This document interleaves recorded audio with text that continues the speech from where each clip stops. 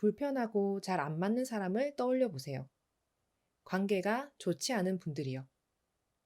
그분들의 공통점은 무엇인가요? 혹시 자신들이 좋다고 혹은 자신들이 유리하기 위해 여러분들에게 싫은 것을 강요하지 않았었나요? 커피 한 잔과 함께하는 힐링의 시간, 알리샤의 서재입니다. 혹시 상대방은 하고 싶다고 하는 일이 나는 그게 싫은 경우 어떻게 하시나요? 혹은 반대로 나는 하고 싶은데 상대방은 싫다면요? 좋아하는 것과 싫어하는 것이 부딪힐 때 어떻게 해야 할까요? 소리를 높이고 싶어 하는 쪽과 낮추고 싶어 하는 쪽, 창문을 열고 싶어 하는 쪽과 닫고 싶어 하는 쪽, 이런 간단한 경우뿐만 아니라 우리의 감정과 관련된 여러 가지 더 복잡한 상황들이 있겠습니다. 아무튼 이렇게 하고 싶어 하는 것과 싫어하는 것, 이 둘이 부딪힐 때 우선순위는 무엇일까? 항상 고민해 왔었는데요. 참 어렵다고 생각했습니다. 하고 싶은 것을 하는 자유도 존중받아야 할 것 같고, 또 반대로 하기 싫은 자유도 존중받아야 하는 것이 아닌가 싶고요. 자신이 하고 싶은 대로 다 하겠다는 사람과 이것저것 다 싫다는 사람, 이 넓은 스펙트럼에서 옳고 그름을 찾자는 게 아니라 하고 싶어 하는 것과 싫어하는 것이 부딪힐 때 나와 상대방, 우리의 관계에서 무엇을 우선해야 좋은 관계가 될까? 그 답을 알고 싶었습니다.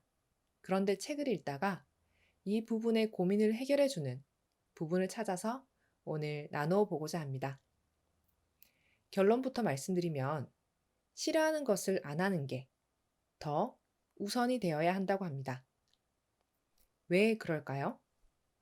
관계의 안목이라는 책에서는 성숙한 공감의 4가지 법칙을 설명하며 그 이유를 말하고 있습니다. 읽어 드릴게요. 상대와 다투지 않고 오래가는 관계를 맺고 싶다면 즐거워하는 일보다 먼저 싫어하는 일에 공감할 줄 알아야 한다.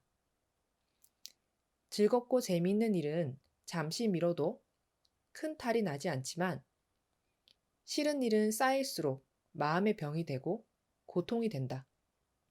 재미있는 일은 반복할수록 무덤덤해져서 그 대상이 자주 바뀌지만 싫어하는 일은 쉽게 바뀌지 않는다. 그래서 싫어하는 일에 공감하는 것은 큰 다툼 없이 오랫동안 관계를 이어가는데 도움을 준다. 만약 상대가 싫어하는 일이 내가 좋아하는 일이라면 싫어하는 일에 우선순위를 두고 내가 양보하는 마음을 가져야 한다. 반대로도 생각해 볼 수 있겠죠. 불편하고 잘 안 맞는 사람을 떠올려 보세요. 관계가 좋지 않은 분들이요. 그분들의 공통점은 무엇인가요? 혹시 자신들이 좋다고 혹은 자신들이 유리하기 위해 여러분들에게 싫은 것을 강요하지 않았었나요? 여러분의 싫음이나 불편을 고려하지 않고 자신의 즐거움이나 편함만을 위하는 사람들이 있습니다. 이때 본인들은 즐겁고 편하니 좋다라고 단순하게 생각했을 겁니다. 하지만 그와 동시에 본인들의 즐거움과 편함을 관계와 바꾸고 있다는 걸 전혀 깨닫지 못하고 있는 것이죠. 심지어 그런 과정이 켜켜이 쌓여 시간이 흐른 뒤에야 대체 왜 관계가 나빠진지 모르겠다. 상대방이 이상하다. 이해가 안 된다. 라고 오히려 억울해하기도 합니다.